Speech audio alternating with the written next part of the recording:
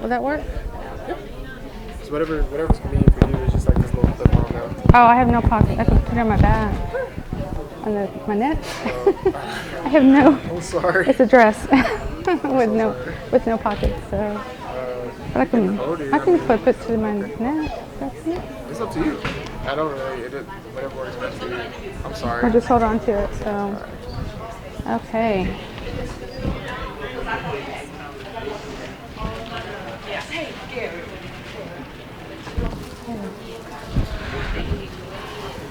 All right. When you're ready, I'll introduce you. Okay. Where's the water? Is that a good spot? I don't know if that's a good spot. I have no place to clip it. Maybe you could put it there. I'll let you manage that. Well, it's just because it's not going to pick up your voice. It's going to be like, okay. Okay. Right in the middle? Yeah, that's probably good. There? Okay. That's you. Okay. All right. All right. Thank you. Yeah. Okay. I'm good. Hey everyone, thanks for being here today. You're going to learn about tax strategies, why you should incorporate, you should do LLC, DBA, any other manner of letters. And today we have Samantha Kramer with Kramer Cole. Cool. Yeah. Kramer, Hole and Kramer. Exactly. CPAs. Accounting. I've actually been using her in my business for several years now. When I made and we've known her and her family for many years beyond that. And when I made the switch over, having her doing our accounting, I wanted to go back and punch my previous accountant. I'm serious. Like if I ever see this guy on the street, he was doing a great job and he was a great person. But with things are constantly changing, you need someone that can really stay on top of that and very sensible. You don't want to raise any red flags. We're in an industry where you can really raise some red flags to the IRS.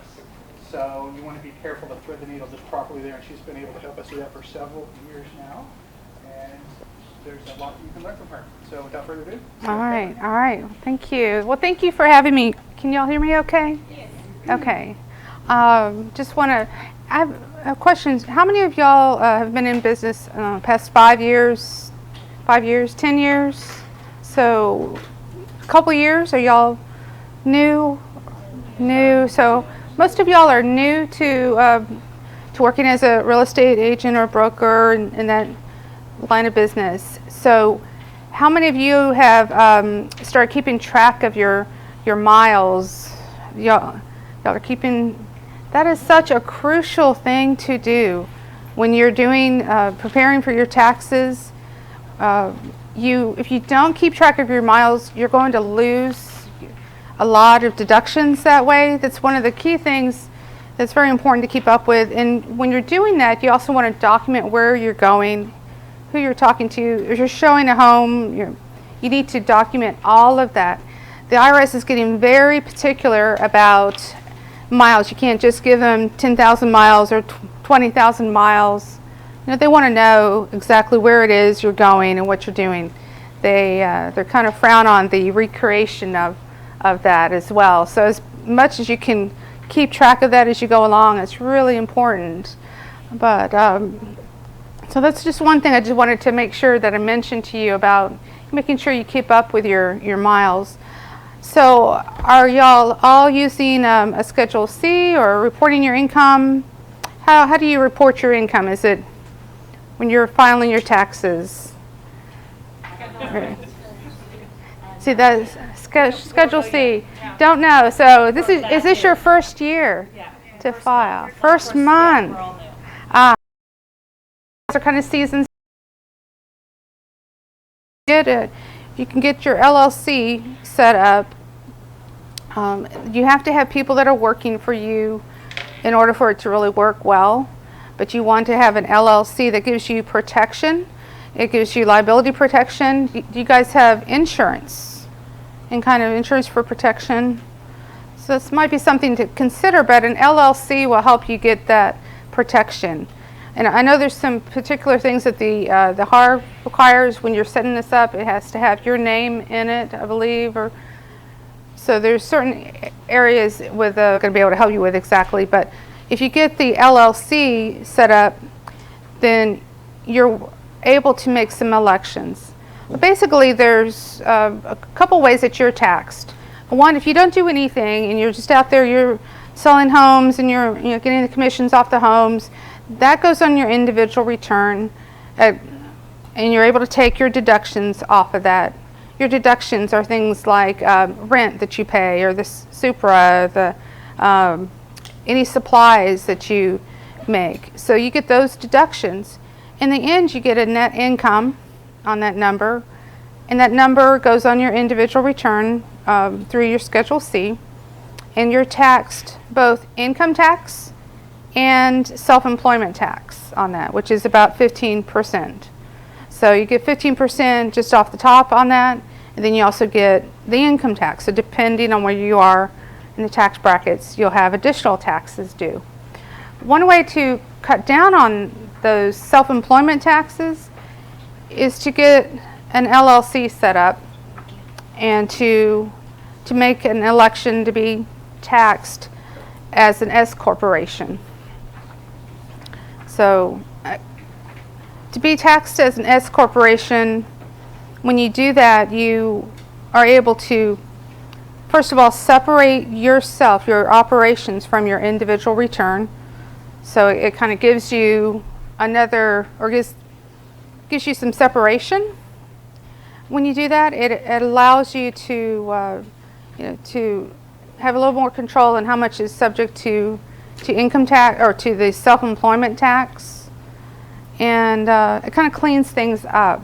So, have any of y'all ever been subject to an IRS audit before? Yeah, you don't want to go through an IRS audit because IRS audits, they're wanting to see all your documentation and all.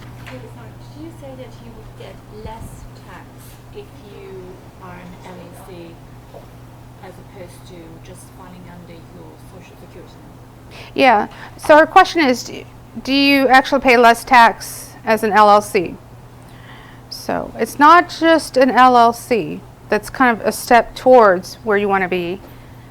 Did you have a question? Yeah, so you mentioned S corporate and LLC. So which one do you actually recommend? So an LLC is a state recognized entity. It's like a corporation.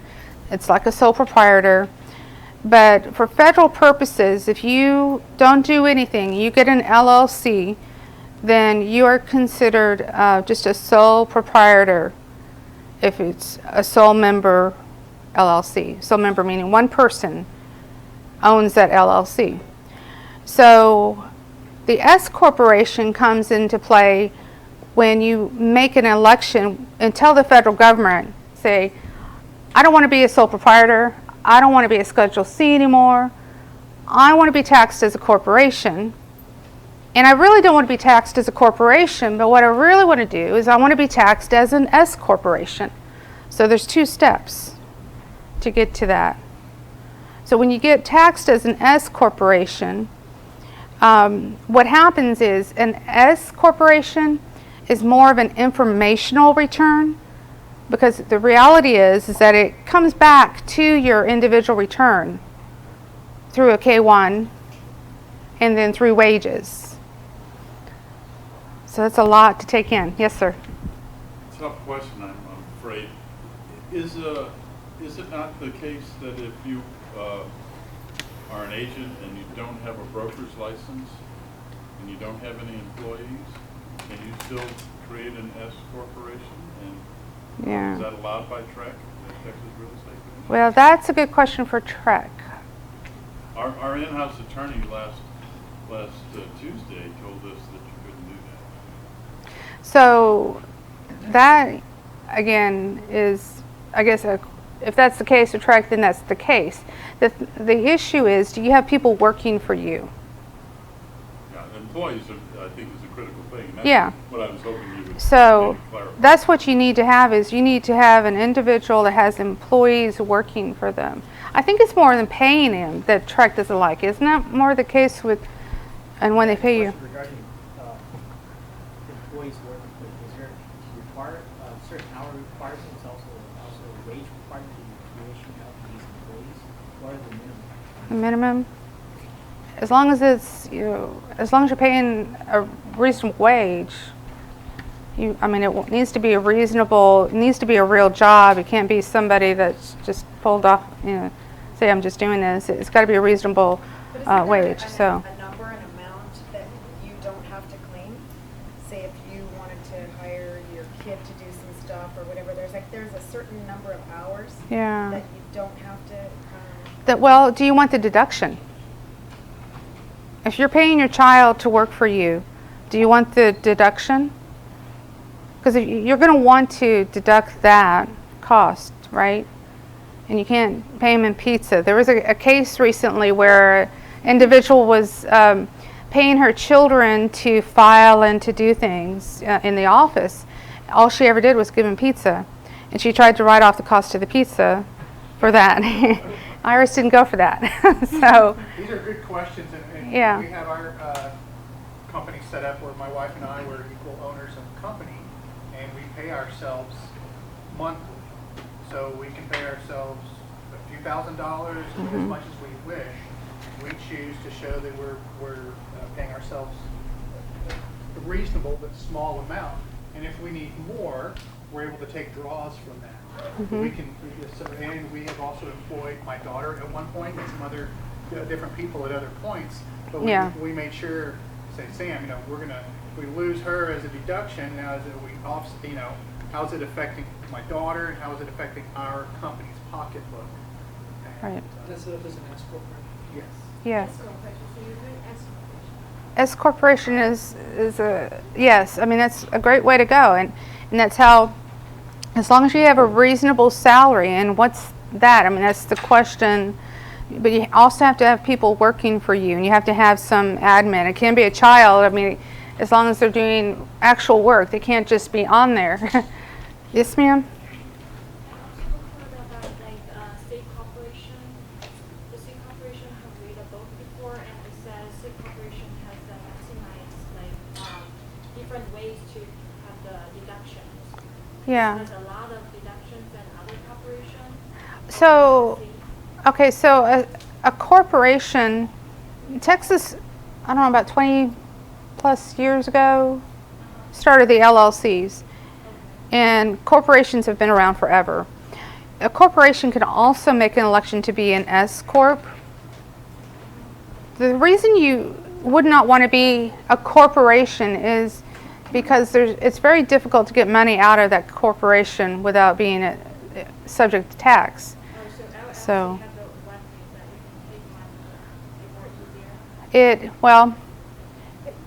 we're talking, it's not a difference between LLC and corporation, really. It's a federal designation. It's difference between an S corporation and a C corporation. Yeah, the different deductions, the tax deduction first, which one has the most benefit? I believe the most benefit is being an S corporation Versus C corporation? versus a corporation. At least that's what we think right now. We don't know what Congress and Trump are going to do, right? We're trying to figure out what they're going to do with tax law, and if they change the rates and somehow don't change it for these pass-throughs, which is what an S corporation is a pass-through. Which things S corporation could be deducted? I know C corporation, they can deduct almost everything, all the There is no difference, really. benefits. Not the problem with a C corporation is that once that corporation is operating, the only way to get money out of that corporation as an owner is via a wage or via dividend. You still have yourself, the 100% owner. Yeah, but the only way you're going to get your money out of that company is by wage. If it's an S corporation, then you have distributions. The corporation is taxed separately as a separate filed separate entity. An S corporation, the profits go onto the individual return. So the profits or the losses go on the individual return. So the deductions are the same for the most part with a corporation. You have a question? I don't have a corporation or any employees. I just have myself. I started last year and I've done a little bit of business. And I'd like to know, my wife works for the government, should we file separately or jointly? And how do I start this process? Being a new Yeah. to the U.S. and not filed a tax return in the U.S. before. And I Okay. don't have any employees or an S corporation or a C corporation. Yeah. So you're going to, if you don't have any employees, there's really no need to be an S. What you'd file a combined or a joint return with your wife. Is that the best way? Take Yeah. income and take off my qualified expenses off. You take your regular. Regular expenses like the mileage, Mhm. Supra, Yep. stationery, pens, All your costs. eating out with clients, Yep. Yeah. research trip to the UK, Looking for property there to buy. thinking about doing some listings in the Scottish Highlands. Yeah. You want to be. Yeah, I joke about that, but yes. Yeah, I mean, if you travel and you're going someplace and you need to substantiate what you're doing, the business purpose of it, and if you're going on vacation and you're going to check out some properties at the same time, Yeah. you know, Would it be how, better for me to do somewhere like TurboTax, H&R Block, the man at the street corner, or do I need to employ it, or do I just file it? you need to go to a CPA. You need to go to CPA. You want to go to somebody that is going and getting continuing education on a regular basis. We're required to have 40 hours of continuing education. I always get more. I probably get like 87 to 100 hours of continuing education. H&R Block, they're not going to do that, and the guy on the corner isn't going to do that. And so the CPS will tell me I'm going to give you my income and what I think my expenses are, and he's going to tell me how much I have to pay, because I'm going to pay tax on my income. Basically, yeah. Basically. Yeah, And my yeah. expenses are more than my income in my first year. Yeah, well, that's possible. Is that gonna be a red flag for similar? Yeah.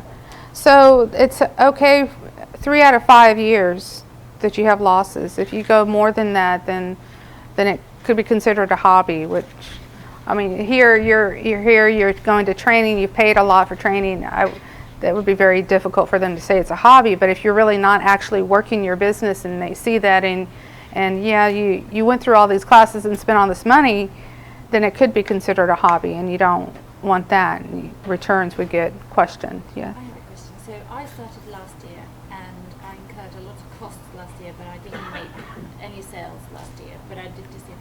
Can I carry those costs into the next financial year and claim them all next year when I file? Or do I need to file them now joint? Yeah, you're going to want to file them now. We're cash basis taxing. So in other words, when the costs go out, so you would file those in the current year, the year that you expend them. It's a little bit different if you're looking at a building that you bought this building, you're going to sell it next year, you're incurring all these costs to rehab that building, then you wouldn't take those costs. Those would go into building that building, and then when you sell it, you would take it. So, So I'm sorry, I didn't understand your answer. So I qualified at the end of last year, so I only had costs for last year. yes, you would include those in your last year's tax return, the 2016 tax return. Even though there was no Income. Mhm. Yeah. Okay. Yeah, you have documentation that you're going to classes, that you got your license and all of that. Yeah. Okay. So could you claim any losses against any future income? Not future income. So No. In 2016, I made a loss. Mm-hmm. So can I carry those losses forward or those expenses forward into 2017 when I'm going to sell, when I'm going to make a profit? Can I offset those expenses? No, it's the year that you incur those expenses. If you're a real estate agent, you're incurring First year as a expenses. real estate agent, but you're not doing anything. It's going to offset your other income for your tax return. We don't have any. Yeah, that's what I'm saying. You don't have any W-2 income. Your wife doesn't have any income. So So then do we file jointly or separately? yeah. you're going to file joint because Texas is a community property state. Regardless, if you're filing separate, you have to pick up half of the income and expenses from your wife, and she would pick up half. File jointly. So you file joint, and is she working? Does she have income? Yeah, Then you're going to be offsetting some of her income. against my losses. Mm-hmm. Isn't it true that you can carry at least the next year your, previously I had a business and I Mhm. sold it and I'm talking about a few years ago, like about 7 or 8 years ago, and I sold it with Mhm. less than, and so at that time I wanted to learn, they told me you can carry your loss to the next year, and the next year I had a huge income, Mhm. and so that balanced me. Yeah, yeah. I mean, it carries. So if you It's have a loss, what? You can't hear me? No, I can't hear the questions. Oh. And we have about a dozen people that are at home saying they can't hear the audience, so I'll pass the microphone around, that way everybody can Okay. hear. Okay. Or maybe she can repeat it. Yeah. Remind me to repeat. I'll repeat the We question. can't hear you. I didn't realize. Okay. So the question was, if we have a loss at 1 year, we can carry that loss to the next year that we have income, so that would be adjusted. Yes, but the loss actually is supposed to go, depending, as it's operating loss, it's going to go back 2 years. You have to amend 2 years of returns, and then you carry it forward, unless you make an election to carry it forward. So That would be under corporation, or it would be personal? that's a personal. That's Personal. a personal. Now, if it is a capital loss, then it's $3,000. You're allowed to offset $3,000 off of ordinary income, and the remaining capital loss carries forward. Per month? So per That's year. Per year, 3,000 per year Mm-hmm. for a capital. If it's a capital loss. So, but that, yeah. Now, you ask if anyone has been audited by IRS. Yeah. That means if anybody ever been audited, will be carry on audited? Is that why you asked? Well, the question, just to see their experiences with the IRS. So if you're experiencing audit with the IRS, people get very scared at times with that, and they're not wanting to take expenses and deductions that they're entitled to. So the reason I asked is just to see if anyone had been I've been audited with a state, not by the state. by a state, which I actually end up Okay. receiving some credit because I Mhm. had paid extra. Mm-hmm. Yeah, that happened. So, okay. How likely are you? Hi, good evening. How likely is a new realtor to be audited in their first or second year of doing business or being a realtor? That's a great question that I don't have an answer for. The odds of being audited are pretty remote, but Schedule Cs are they're more likely. So I guess, overall, for tax returns, if you're going to be audited, if you will be audited more likely if you have a Schedule C than if you don't. And so that's again another reason to have this S corporation set up. Does that answer? Yes. Question. Samantha, so if we, for any reason, if we decide to use your services and we get audited, do you help us out, face the IRS Yes. and, during defense and stuff? Because that would be important. Right. Like- Yeah. Oh, absolutely. And that, in fact, that's a great question to ask anybody who prepares your return. Will they stand behind their work, and will they be there? Because we see a lot of cases where they're not. We stand behind what we do, but there are preparers that are afraid, I guess, and they don't. They send their clients in without any help. Would never ever recommend you doing that. If you ever, you definitely want to have a professional there with you. Yeah. And not actually, you don't want to go. Absolutely. You do not want to go. There's no reason why you should go to an IRS audit. Well, I've heard a friend of mine who said it took just one call from her CPA to get everything cleared out. She never even got together with anybody. So I thought Yeah. that was kind of great. Yeah. One more question now regarding filing jointly or whatnot. Because I'm getting married at the end of the year, Mm-hmm. do I file jointly still, or Yes. So your filing status is established at where you are at the end of the year, at 12/31. Were you married? Were you not married? Oh, So you At will be the end of filing the joint. year. If you get married December 31st, then you are filing joint, or filing married, filing separate. is it worth waiting till January? That's a personal question. I don't know. It's a good question. So we don't know what Trump's going to do, right? Still, with taxes. Yeah. Okay, you have a question? Yeah, so outside of just saving receipts and tracking mileage, any other tips that you have for us to make ourselves better prepared if we ever do get audited? Well, so it's so important to keep your receipts. I can't stress how important that is. And just remember, bank statements are not enough to document your expenses. Credit card statements are not enough. The IRS wants to see the actual receipt. Now you can scan receipts in and document what it was spent for. The other thing that's really important too is to operate out of a separate bank account for your business.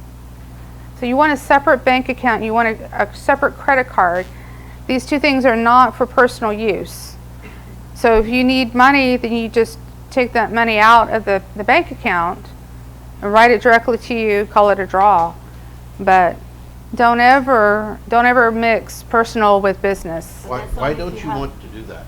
But that's only if it's an LLC or a corporation. That's no matter if you're an LLC or if you're a corporation, S corp, if you are a sole proprietor and are using your social security number, you need to get a separate bank account and a separate credit card that's strictly for business. And the reason is that if you are audited, you can go to somebody and to the auditor and say, this is all there is, and there is nothing else. Everything goes in and out of this one bank account and this one credit card. So that helps in kind of limiting your exposure. You don't want them to see all your bank accounts. They will ask for all the bank accounts, but once they see that this is truly used only for your business, they'll leave the rest of it alone. So. Just a quick question about receipts, because the gas receipts and some other receipts are on that paper that's like a fax machine that they start to, not disintegrate, but what are we supposed to do with that? You photocopy them, scan them. How long do we need to keep them for? 7 years is a good rule of thumb. But also, when you mention gas receipts, really, gas receipts you should be keeping track of your miles and not paying for gas for your business. You want to use mileage. It's actual expenses or it's mileage. Either way, you have to keep track of your miles, but you get a better deduction in general if it's just miles. So, yes, ma'am.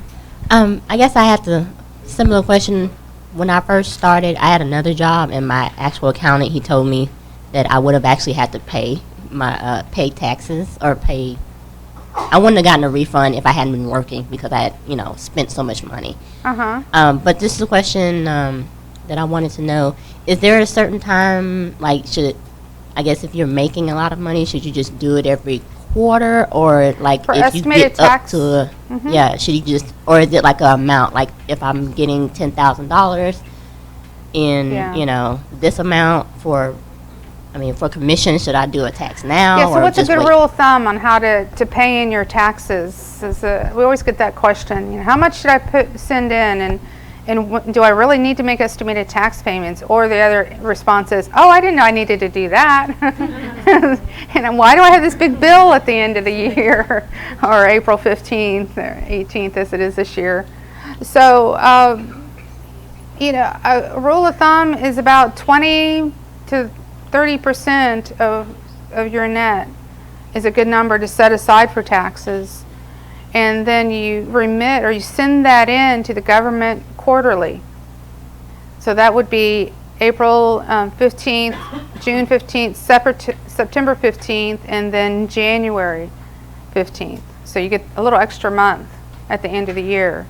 But you want to send that in. And I say 20 to 30% because you want to cover your self-employment tax as well as your income tax. And so 30% probably is a better number because that's kind of giving you additional. It may not be enough. It depends on your bracket that you're in.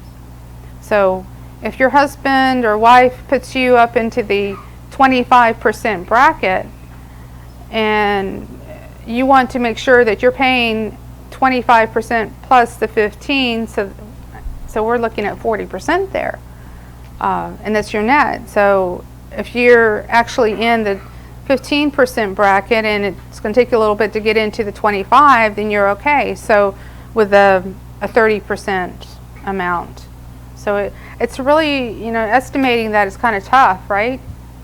So.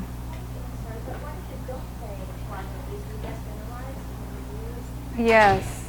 So if you don't pay, then yes, you get an estimated tax penalty, or you could. Depends on how much has been paid in. If it was paid in enough, 90% of current year or 110% of last year, taxes should be paid in by April 15th. So you have to look at that. There's a lot of, it's kind of interesting. There's like to me anyway, about 3 different types of people. Those who like to owe the IRS a whole lot of money when they file their taxes. Those who like to get that big refund. And then those that want to kind of break even. So you have to figure out, okay, where do I fit in all of that? So. But there is no legal requirements to pay quarterly. No, there's really no, I mean, they want you to do that. It's a voluntary system. You should be paying in your taxes. If you don't, yeah, you'll get a little penalty. But other than that, it's there. One could choose to pay yearly. You could. You're just going to be penalized. So. There's a penalty. Oh, so the question, yes, yeah. I mean, there is a penalty for not paying in on time if you don't pay your taxes in. Well, there's a quarterly estimated tax penalty. So you want to make sure, so if you're not paying your taxes in on time, then there is a penalty for estimated tax penalty, basically. There's also an underpayment penalty. So you want to try, most people want to try and pay in as they go. But again, there are people that don't, and they're willing to pay. Sometimes it's not a lot. It just depends. So if you want to, it depends on what type of person. How do you feel about paying your money in advance to the government? Is that if you're incorporated, or is that if you're just a regular individual as well? So the question is if you're incorporated or if you're individual. Both corporations, C Corps, are required to make estimated tax payments, just like individuals are required to pay in estimated tax payments. So you mentioned that if we have like corporation, we have a better way of deducting our taxes, but it requires that we have an employee. I'm a little okay, so what's your question? So my question is, you said it's best that to have like, if I understood correctly, to have S corporate, but in order to, that will give us a better way of deducting our taxes, but we need to have employee to be able to do that? Yes. You really need to have an employee, you need to have a product, you need to have something other than yourself that's generating the income. So to be able to pay. Can you also give us the due date on tax filing? Sure. Yes. So business returns, S corporations were due March 15th, that was last week, and then individual returns are due April 18th this year. It's usually April 15th. So partnerships and S corps are due March 15th. Individuals are due April 15th. And for the first time, C corporations are due April 15th. They've changed the law on that. So if we file and pay by April 15th. Hang on. People at home gotta hear you. So if we file and pay by April 15th, do we still get penalized for not paying in the prior year? If you file and pay, depends. If you file and pay by April 15th, then you could be subject to an estimated tax penalty.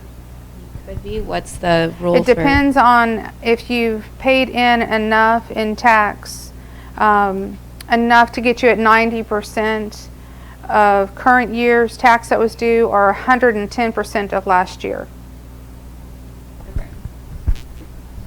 So, yeah. It's confusing, I know. I see you here. No? Okay. We have a question right here. What's your question? So if this is your first year, and you can't pay it all at the end of the year, you have to pay it quarterly no matter what. Right. So the question is, if this is your first year and you didn't make estimated tax payments because you didn't know, what do you do? Or are you going to be penalized? Is that? Yeah, so you get penalized if you don't pay April 15th, whatever, July. Yeah. Again, it really depends. Do you usually get a refund? And the question is she going to be penalized because she didn't make this estimated tax payments? Did you make money this year? I haven't made anything yet. So if you're operating at a loss, you're not going to be penalized. But Can I say something? I think people are freaking out about the penalty. You saw my taxes. I was penalized like $85 last year. Yeah, I mean it's minimal. Okay. Really. I didn't pay any. So don't freak. What's that? You're bad like me. But that's why you need her. She will keep you in line.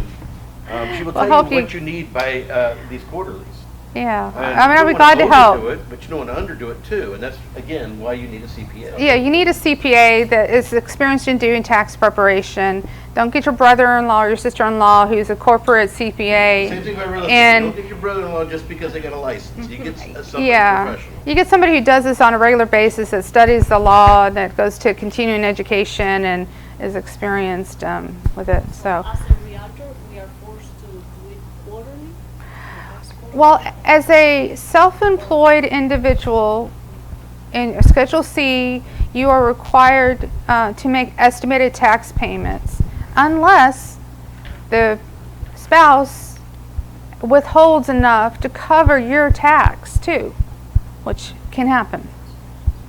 Does that make sense? Yeah, you have a question? Yeah, I was wondering, somehow before I heard that there is a form you can attach to say that your income varies during the year. Do you know what I'm referring to? So what you can do to kind of offset the penalty, the question is, there's a form to attach because your income varies, is high and low and all of that. There is a form. It's when you're filling out the tax return, there's a penalty form that helps you annualize, when the high peaks are. Say you didn't make any money until the very end of the year. You'd want the IRS to know that, right? And that's one way you can do that. There's that form to do. It's part of the penalty form. Do you know what is that form called so I can even reference it? Yeah. It's okay. I think it's 2010. 2010. Okay. Yeah. Thank you. So. Yes, ma'am. Hang on. Oh, hold on. Inquiring people want to know. So what about expenses like entertainment? I think if it's a client, you can write off, is it the whole thing? But if it's your own personal expenses, it's 50%. How does it work again with that? Great question. So entertainment and meals, and what do you need to do there to get the deduction? And so entertainment and meals, if you're taking a client out and it's an entertainment to dinner, then it's 50%. If there was a meal provided today, then that would be 100% deductible because it's a continuing class or education class type.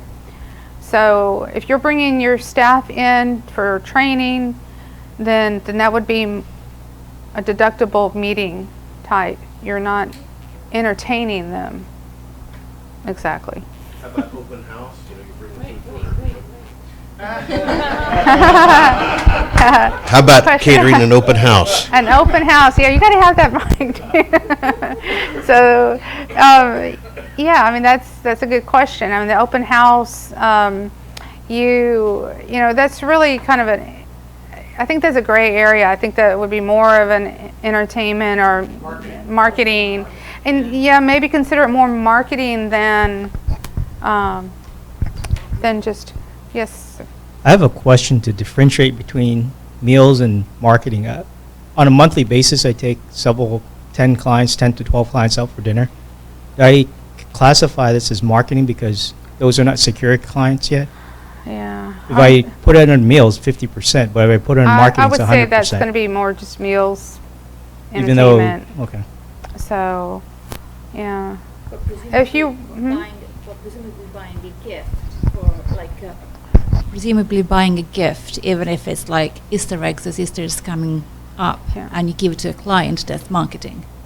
okay, so if you're buying a gift for a client, and at the end of the close on the deal, and you're going to buy them a gift, technically on that, you can only deduct $25 of that gift.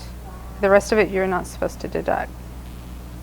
So, yes, sir. But if you give them a gift and you put your name, if you give them a gift and you put your name on it, right, it then become advertising. there you go. You put your name, on that and your business card. My closing gift is a clock, usually. Yeah. Okay? It's a gift at closing. But I came to understand that if I put my name on the back of it, the Their company little on there, logo and and then give it to them, that it becomes a piece of advertising, and then Yeah, it goes I mean, up it's- 100%. A business card around the bottom. It would have to be more than like a bottle of wine. Yeah. Get a bottle of wine with your name, company name. That would be pretty cool to have a bottle of wine with your name on it.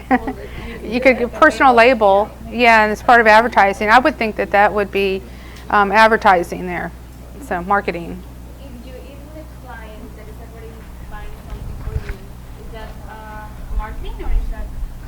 What's the question? If you're eating with a client that is already like buying a house for you and you just invited to eat, is that like a marketing? That is expense or- really more, 50% deductible 50%. entertainment, yeah. Entertainment, thank you. We have any other questions out here? Yes, ma'am. In the sales tax. Can you deduct state sales tax? What are you selling that's taxable by the state? No, I'm not talking, I'm talking about personal purchases you make, that 8.15%. Uh-huh. Some people deduct those. I've heard that. Okay, so sales tax deduction on your individual return, our software will calculate the sales tax depending on your zip code and your area where you live. It generates a number based on your gross receipts. Now some of our clients actually go throughout the year and collect all the sales tax documents that they add up the numbers and we compare them to what the software calculates, and we'll take the higher of the two. The other option, in addition to that, you can take sales tax on specific items such as a car, a vehicle, motorcycle, boat, RV. You can take that sales tax in addition to the other taxes. So remodeling if there's sales tax involved in remodeling, you can add that. So how about computers that you use for work, that's 100%? Yeah, it's a cost. Total cost includes the sales tax. You take that. Include that sales tax. You don't break that out. So, yes, Can sir. I ask for your feedback on deducting home office as, as Everyone's entitled to home office deduction. If you have a dedicated home office area that is not being used for anything else, and it's not like in an open area, it has to be kind of squared off, and it specifically is for that. Now, there's a question, it's kind of a gray area, I guess. If you have an office here and then you also have an office at home, is that office at home make it so that you're available to your clients 24 hours a day? I'm pretty sure you get calls throughout the evening, right? So you're working, so you kind of need two different spaces. But it has to be a separate area that is designated for that. So, and you can take your utilities, a portion of utilities, a portion of your maintenance of the home. So So you take the square footage of the office as a percentage of the square footage of the house and deduct that as an expense? well, there's a simplified method for taking the home office, and then there's, which I don't see anyone really using simplified method. But basically what it is you take the total square footage of your home, you take the square footage of your office, you get that percentage, right? And you take that percentage and you multiply it times, and you get the utilities, you get the home insurance, security costs that you have, your internet, your maintenance of the lawn, maintenance, the cleaning of the home, and all that. But you only get the portion attributed to that little area, and you can get depreciation. Depreciation's kind of a pain though, because you have to when you take that depreciation amount, you have to actually recognize the income from that when you sell it. But not the mortgage, right? Because that's a different. Mortgage interest, you can take you take a percentage of the mortgage interest and property taxes as well, and the other part of that goes to the other section of your tax return. Can you do that with car, if you have car payments? No. So the question is, can you do that with your car payments? No. Car is, and that's something to really, I think I passed around some information about deducting car expense. That's one of the areas that you want to look at. You want to keep track of your personal miles and your business miles. You do not take your car payment. You get either mileage rate. So it's 54 cents for 2016. I think it's gone down to 53.5 for 17 per mile. If you're going to take actual, because you feel like that makes sense for you, which means you take a percentage of the usage of the vehicle, the value of that vehicle over 5 years, you get to deduct that vehicle. So the question really is actual going to pay, or is the mileage going to pay? Either way, you have to keep track of your personal miles and your business miles. So no matter what you're doing, you want to keep track of those personal and business miles. Generally, we see that you're better off with mileage, because mileage, you can take that for as long as you have that vehicle. You're going to have, if you took the actual on the vehicle, you would get the loan interest on the vehicle, you'd get depreciation, you would get the repairs and maintenance, but all reduced based on your personal usage. Oh.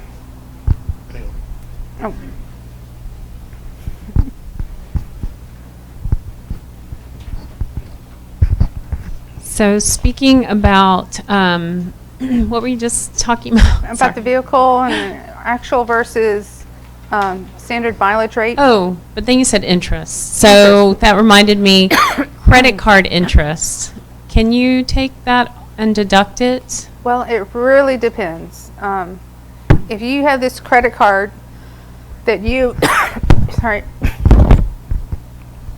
that is strictly used for business, then you can take that interest on that credit card, but it has to be strictly used for business. Sorry, I'm coughing. Yeah, we go one over here and then we'll come back. Yes, ma'am. I guess it's a funny question, but like, say if you had somebody else do your taxes, but you want to check to make sure that they did them correctly, is there something I could look for?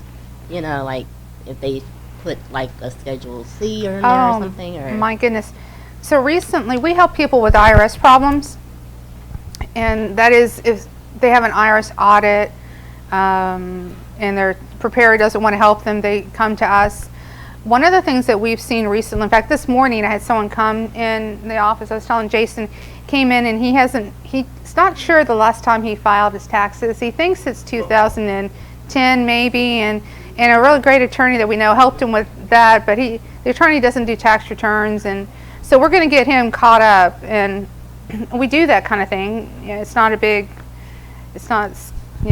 something that we do, but we've Go seen. back and look at previous tax returns, and if you Yes. saw that there were mistakes, you can refile. You as our Yes. CPA can refile. Correct. And get some of that money back to the Right, and so in this case, this man, the IRS decided to file for him. We call that a substitute return, meaning when they do that, they file the worst case scenario. They only recognize all the income that's coming in. They don't give you any deductions. And if you're married, so sad, you don't get that either. You get married filing separate, so you lose all your deductions. But you're able to come back and amend, or you're able to come back and file original returns that will replace those substitute returns. In the same way, you can file amended returns to fix returns that you feel like are wrong. And what do we see? A lot of times we'll see, like I was telling you, Schedule C's that never existed were put on some individual returns. We had a pharmacist come in and say, I'm getting audited. The IRS wants to know where my expenses are for the Schedule C, and I didn't know I even had a Schedule C. I'm a pharmacist. I don't do IT work. Where did this come from? And it was a lot of money that this preparer had prepared a return with, something that did not exist. Just threw it on there so that person would get a nice refund. In that week, I think I saw like 3 different people coming to us for help to get that resolved. There's some bad preparers out there, and that's why I say, you don't have to come to me. You need to go to a CPA that does taxes and that is, licensed and gets training. And CPAs are proud of their designation, just like you guys have your designations. We're proud of them, and we will have that on our return. If you don't see a signature on your return with CPA on there, you need to ask, or you might want to be a little concerned. How do we differentiate a CPA from another tax preparer? Would you ask them directly? Are you a CPA? Yeah, I would ask them directly, and they're not. A CPA is not going to have a name like, I don't know, ABC Tax, or we're going to use our full name, or like in our case, Hull and Kramer CPAs.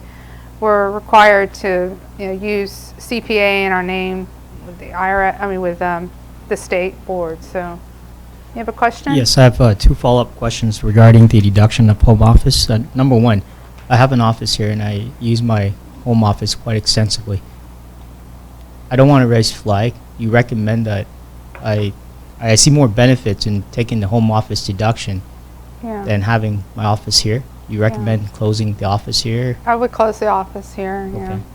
And secondly, you mentioned the deduction on mortgage interest only. What about the mortgage itself? You do not get, you get depreciation on a house, but you don't get the mortgage payment. Okay, gotcha. Thank you. So let's say you do your home office for 5 years, and on year 5 you want to sell the house. Is there any tax implications by taking that home office deduction? Yes. Well, it depends. If you took depreciation on that home, then yes. You have to figure out the profit that's associated with that. You've got that depreciation that you're recapturing in that. So that's what it is really recapturing the depreciation. So let's pretend I didn't have a home office. I bought a house for $200,000. I sell it for $500,000. I still have no income tax on that, right? Because I'm under the limit?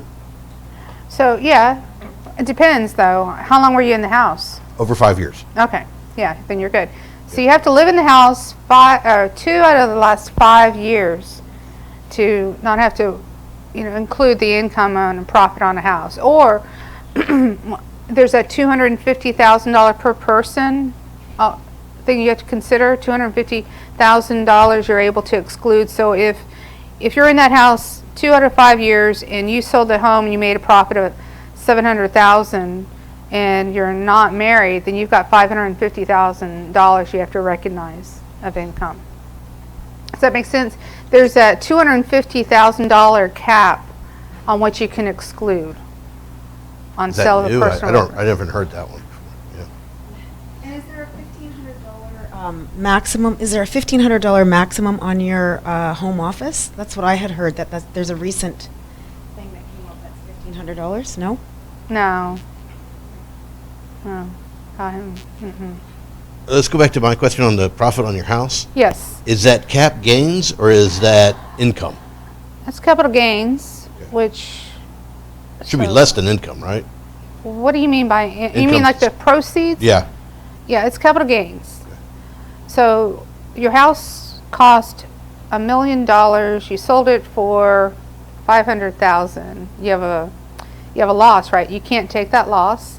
If the house cost 500,000, you sold it for $1 million, and you're married, so then you have a $500,000 gain, right? Right. You don't have to recognize that gain. Okay. It's yeah. We're glad to look at returns for y'all. How much should a new realtor in the state of Texas be looking to pay a CPA to analyze their tax situation and prepare some jointly filed taxes? $1 million, no. No. It really if we're just looking at a return and we're spending just a little bit of time, we're not going to charge. If we're spending more than half an hour, we're going to charge. So if we had all the paperwork in order and you could knock it out in half an hour, then we're good, right? Yeah, but that doesn't mean, okay, let's talk really fast and let's get through this really quickly. But let's say it's not the case. What would be a sort of fair charge? Based on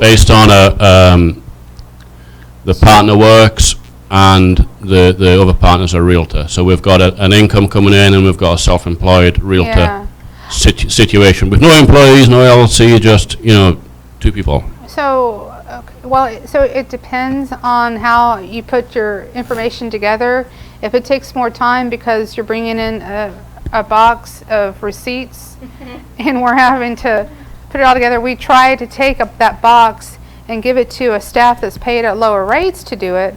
But still, there's time. They have to sort through it and they have to make the schedule. So if it's in good condition and we just get a list, a P&L or a profit and loss, or if we get profit and your expenses listed, sure, and it's we're spending some time. It could be anywhere, for tax preparation or for just analyzing. If we're doing preparation, just so we can file our taxes, so I can have a peaceful Sunday without someone saying, hey, can you get on the taxes? I don't know nothing. I mean, HMRC, that's a different story. Go to Centre 1 in East Kilbride, well, knock your head off. But all the Brits in here. To prepare, returns can cost anywhere from, an individual return, $400 to a couple $1,000, depending on what it is.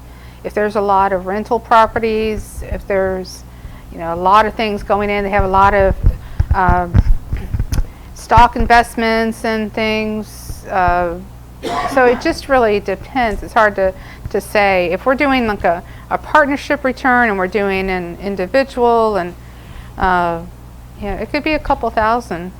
So it could be $1,200. It could be. You can deduct us, yes. Yeah, what you pay a tax preparer, you're going to. Believe me. You're going to be so much better off paying that $500, $300, to a preparer and beware if somebody that wants to charge you $110 to do a tax return. That is a big red flag. There's a problem. I will say something from personal experience. I went to a tax preparer 15 years ago. These people will take whatever garbage you got and put it on a paper. Yeah. Not like her, where she'll give you analyze. Yeah. My guy was audited for fraud by the IRS. Mm-hmm. I was called in. G-Man served my parents' papers, freaked them out. And then I had to incur a whole bunch of legal expenses because I didn't know what was going on, and I wasn't getting audited. I was getting investigated. Yeah. So, not to scare you, there's a reason why we go to her. And James, I think you want to just. Thank you very much for your time. Yes, I'm sure we could sit here and answer questions for 2, 3, 4 more days. Actually, but some of the things that I heard, I wanted to just comment on were that you need to document everything. I think people were kind of catching in on that. Yeah. The IRS tax code is this tall for a reason. They want to make it confusing, or it's grown to be confusing, and you need someone. It's like a FSBO. They think, let's put the sign in the yard, we're going to sell the house. They don't understand all the other things that can go on, and the liability, et cetera. And I can tell you any good CPA is going to tell you how to prepare the information that they want to receive from you. The better job that you do with documenting, it's going to make their job a lot easier, and then fewer hours that she's going to bill you. So, or any CPA is going to bill you. There are a lot of great things out there that you can do right now to start documenting, whether or not you start to talk with the CPA right away or not. Oh, you did? CSS allows that all of your, you can have them put on your calendar. So it's automatic through CSS that it'll become an automatic part of your Gmail or Outlook calendar anytime you make an appointment. Anytime I come up to the office, I'm meeting a client, whatever, if I'm doing anything work-related, I put it on my Gmail calendar. Because if I get audited and they go, what about this, what about that, I want to show them my calendar. And look, I was all over town. And this is why, I have the gas receipts. I believe Profit Dash, which KW is pushing, that's a good one, but there are many others out there that will automatically calculate your miles. You get in the car, you press a button, it calculates your miles. It'll take a picture. Someone mentioned about the paper being cruddy. You can take a picture of the receipts if you want. It keeps those. So there are a lot of great ways that you can easily document what you're doing and how often you're doing that. I can read my handwriting here. With maybe a corporation, an LLC or something like that is right for you right now. Maybe it's not. One of the things that it's helped us with has been the layers of protection that it can provide you, as especially if you mix in a rental property or something like that. Now you're really opening up your personal finances. It's not legal advice, but someone trips and falls. Now maybe all of your personal money in your home, maybe not your home, could be at risk.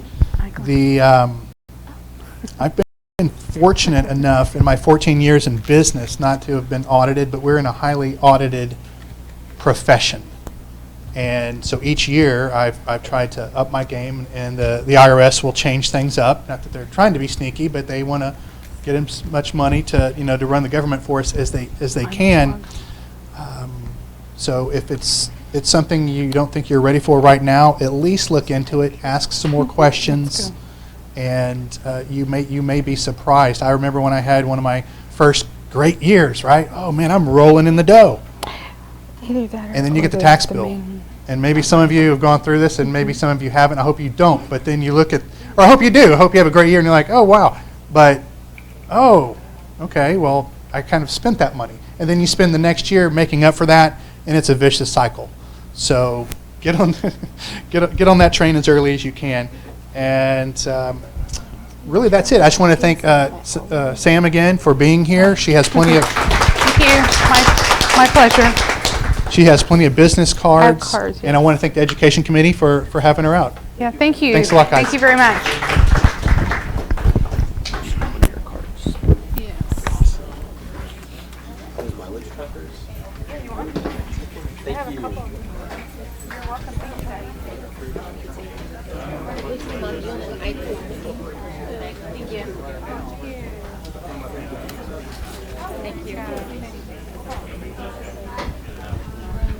Your mileage may vary. You did great.